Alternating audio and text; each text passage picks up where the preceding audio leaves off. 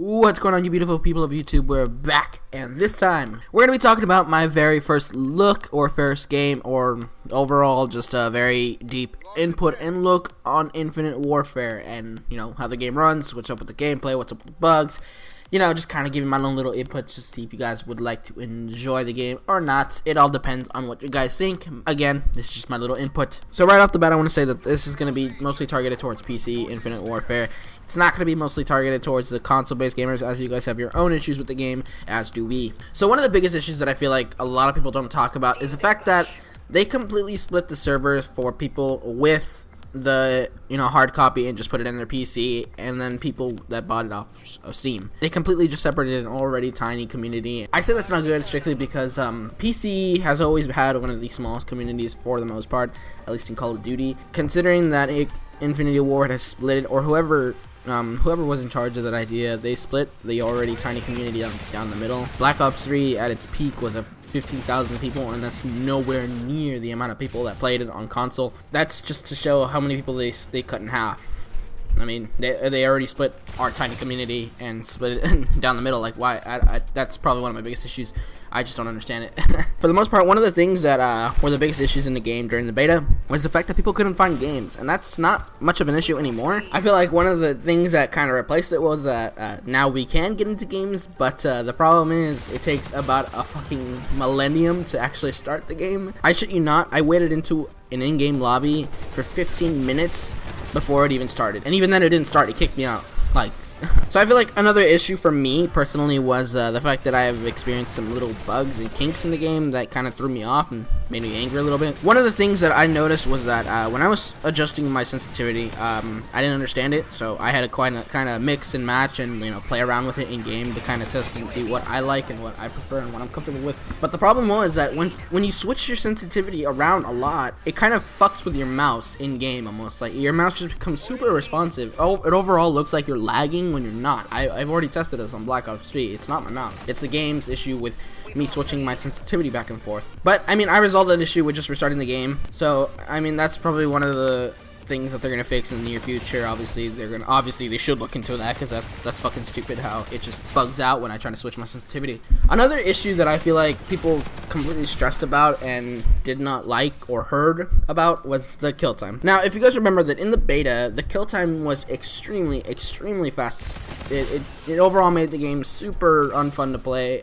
It wasn't a very good time for people playing the beta, considering it was like Ghost had sex with Black Ops 3, and that's not good. Ghost kill time was completely and utter trash. It wasn't good. During the launch, when I was playing the game, from what I can tell, they made it so that it's fairly similar to Black Ops 3, so that's always a plus. They up the kill time. It actually shows that they're listening to us and actually want us to have a good experience. Now, one of the things that other people were bitching about or whining about was the boost. The thing about the boost is that it's not exactly, the boosts aren't exactly as used as it was at Black Ops 3. They really toned it down a bit to where it's more boots on the ground, but you don't necessarily jump as high or really get the boost as much as Black Ops 3. So really, it's not that much of an issue. There's still jetpacks, obviously, and that throws a lot of people off, but it's not exactly too much of a hassle. It's not that bad to get used to. If you played Black Ops 3 and know the movement system and know how to adjust your aim to it, you're gonna have a decently good time with this game. Other than that, this game really doesn't have that much faults. It's not exactly as bad as people intend it to be.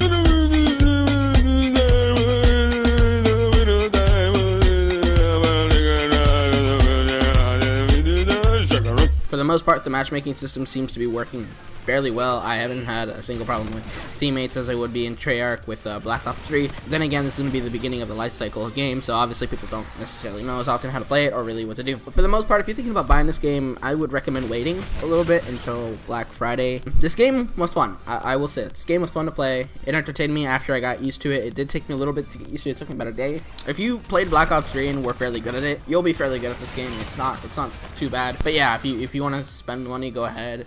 If you want to spend $80 to get into Call of Duties, and by all means, go ahead. Besides all of those little kinks and, disappointments that, Infinity Ward has plenty of time to fix, this game was a fairly fun game. Matchmaking was fine. Weapons were a little bit weird to kind of talk about. Some weapons were better than other in certain ranges, and that's good. That's how it's supposed to be, with shotguns being good at short range than actual mid-range. So far, the weapon balancing seems to be fine. On the topic of weapon variants, though, I don't know really how to respond to that, because it's not exactly as broken as it was in Advanced Warfare, where they would add more damage and less recoil and more fire rate. The weapon variants, from what I've seen so far, only just lower the recoil or just give you an extra attachment. It's not exactly as broken as other people would assume it to be. Granted, though, other variants are better than other variants. That's, you know, just an obvious. Other than that, the weapon variants weren't much of an issue. I mean, on top of all that, I would give this game about an 8 out of 10, maybe a 7 out of 10 since the bugs and everything. But if you want to buy it, buy it. Really not that bad of a Call of Duty. I've honestly played Infinite Warfare more than I've played Modern Warfare Remastered. That's not to say I don't like Modern Warfare Remastered. I love the game. You know, it was one of the beginnings to my Call of Duty experience, but it's a little irritating to play at times.